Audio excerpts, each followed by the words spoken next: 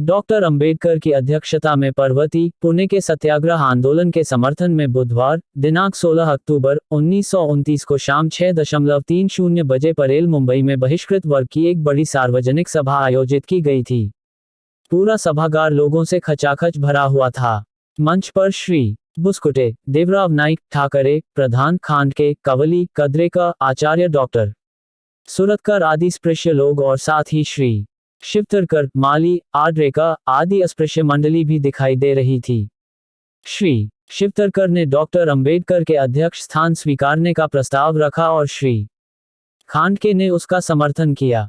उसके बाद तालियों की गड़गड़ाहट के बीच डॉक्टर अंबेडकर ने अध्यक्ष स्थान ग्रहण किया। अपने भाषण की शुरुआत में डॉक्टर अंबेडकर जी ने पुणे के सत्याग्रह का इतिहास संक्षेप में बताया।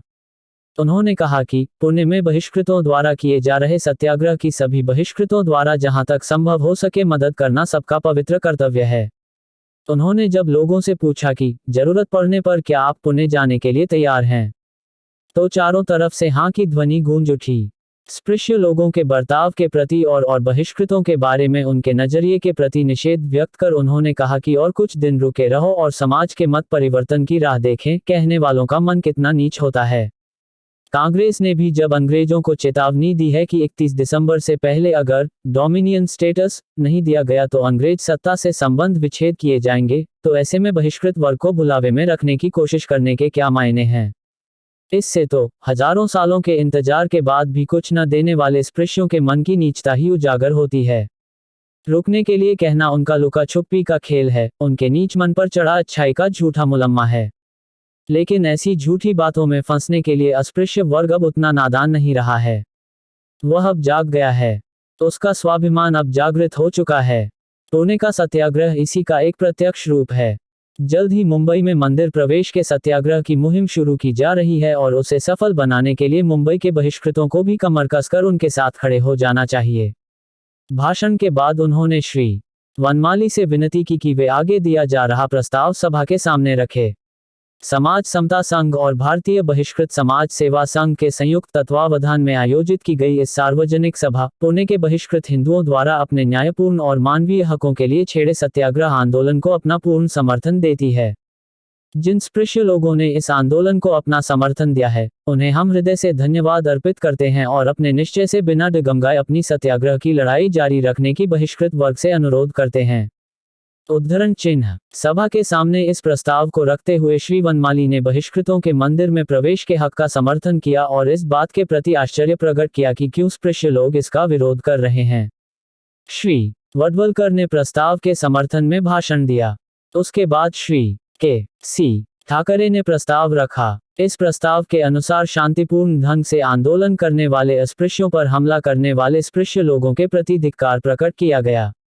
श्री वी प्रधान ने अपने भाषण में ठाकरे जी के इस प्रस्ताव का समर्थन किया। श्री खटावकर और आचार्य के भाषणों के बाद प्रस्ताव सर्वसम्मति से पारित हुए।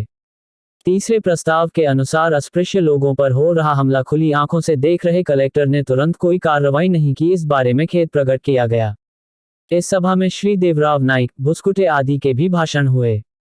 जुल्मी सत्ता के खिलाफ जिन पर जुल्म होते हैं, उन्हें सत्याग्रह करने का अधिकार होता ही है।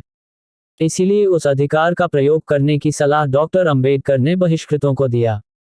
लेकिन यहाँ मिल मजदूर यूनियन का मालिकों के खिलाफ जो आंदोलन छिड़ा हुआ था, उसका डॉक्टर अंबेडकर ने क्यों विरोध किया? यह सवाल सभा की शुरुआत में किसी ने पूछा था। तब उसे उन्होंने आश्वासन दिया था कि सभा का कामकाज पूरा होने से पहले उसे इस प्रश्न का उत्तर दिया जाएगा। उसके सवाल का जवाब देते हुए डॉक्टर अंबेडकर ने कहा, मिल मजदूर यूनियन के आंदोलन का हमने क्यों विरोध किया? यह पूछने वालों को शायद इस बात की खबर नहीं कि पिछली मिलों के बंद के पीछे क्या कारण थे और उस समय हालात कैसे थे। पहली बात तो यह कि यह सार्वजनिक हड़ताल नहीं थी। मिलों में काम करने वाले मुसलमान मजदूरों में से कोई भी इस हड़ताल में शामिल नहीं था। जिन इलाकों की मिलों में मुसलमान मजदूरों की संख्या अधिक थी, वे मिलें बाकायदा धड़ल्ले से चल रही थीं। इसी प्रकार हड़ताल से एक दिन पहले मिल मजदूर यूनियन के अध्यक्ष, सचिव तथा अन्य 2 लोग मुझसे मिलने आ पहुंचे। उस समय मेरे साथ वहां श्री देवराव नाइक और श्री वी प्रधान भी उपस्थित थे। काफी विचार विमर्श हुआ। मैंने मिल मजदूर संघ के लोगों से कहा कि हड़ताल के लिए योग्य कारणों के अभाव में तथा धन का पुख्ता इंतजाम नहीं होते हुए हड़ताल पुकारना मूर्खता है। मैंने उनसे कहा कि हड़ताल पुकारने योग्य कारण हो और उससे हम बहिष्कृत वर्ग का कुछ फायदा होने वाला हो तो मैं बड़ी खुशी से हड़ताल का समर्थन करूंगा और उसमें शामिल भी होऊंगा। उसके बाद मैंने जब हड़ताल के सभी कारणों के बारे में जांच की तो मुझे यकीन हुआ कि कुछ लोग अपनी दबंगई के बल पर हड़ताल को जारी रखना चाहते हैं। यूनियन द्वारा दिए गए वचनों पर अगर यूनियन को चलाने वाले अमल नहीं करेंगे तो उस यूनियन के शब्दों की, उनकी बातों की क्या कीमत रहेगी, यह सोचने लायक स्थितियां थीं। मुंबई सरकार द्वारा नियुक्त हड़ताल पूछताछ कोर्ट के सामने गवाही देते हुए इसी यूनियन के अधिकारियों ने अपना संगठन बिखर गया है, इसीलिए हड़ताल पुकारने की बात धड़ल्ले से कही है। यह बात सबको ध्यान में रखनी चाहिए। तीसरी प्रमुख वजह यह है कि अब तक जो भी हड़ताल हुए उनमें बहिष्कृतों को कोई न्याय नहीं मिला है। कपड़ा विभाग में उन पर लगाई गई पाबंदी अब तक कायम है। जहां तक संभव हो कपड़ा विभाग बहिष्कृतों के लिए भी खुल जाए और मुंबई के लोगों को कपड़ों का काम आए, इसके लिए यह विरोध किया गया। क्योंकि यहाँ के स्पृश्य लोग उन्हें काम सिखाने के लिए तैयार नहीं हैं। इसीलिए वरहाट से 130 लोगों को लाया गया। लेकिन कपड़ा विभाग के स्पृश्य मजदूरों ने अस्पृश्य मजदूरों के साथ मिलकर काम करने से इनकार करते हुए जगह जगह हड़ताल की घोषणाएं की, जिसकी वजह से लाए गए अस्पृश्य मजदूरों को लौट जाना पड़ा। अस्पृश्यों के साथ जुल्म करना ही मजदूर आंदोलन का न्याय हो तो जो नेता हमेशा यह चिल्लाते फिरते हैं कि मजदूरों की कोई जाति नहीं होती, वे इस बात का जवाब दें। इसी प्रकार मिल का कोई भी बड़ा पद अस्पृश्य लोगों को नहीं दिया जाता, क्योंकि जाति मानने वाले स्पृश्य मजदूर अस्पृश्य अधिकारी के और मुकादम के मातहत काम करना पसंद नहीं करते। मिल में नल पर होने वाली झड़पें और स्पृश्य महिलाओं द्वारा अस्पृश्य महिलाओं की अवमानना रोजमर्रा की बातें हैं। जिस आंदोलन में अस्पृश्यों पर जुल्म ढाए जाते हैं और उन्हें बरकरार रखने की ओर झुकाव होता है, ऐसे हर आंदोलन का विरोध करना यह हमारा कर्तव्य है। अस्पृश्य वर्ग से सहयोग की जो लोग उम्मीद रखते हैं उन्हें चाहिए कि वे अस्पृश्यों के साथ न्याय करें। जहां भी जो भी लोग मेरे अस्पृश्य वर्ग के साथ न्याय कर गुलामी से उन्हें मुक्ति दिलाने और प्राप्त स्थिति से उन्हें ऊपर उठाने की जी जान से कोशिश करते हों, उन्हें सहयोग देने से मैं कभी पीछे नहीं हटूंगा। लेकिन हर आंदोलन का सूत्र अस्पृश्यों को न्याय दिलाना और उनके साथ समानता का व्यवहार ही होना चाहिए, तभी वह न्यायपूर्ण और सही साबित होगा। स्वार्थी स्पृश्यों के फायदों के आंदोलन से मुझे कुछ लेना देना नहीं।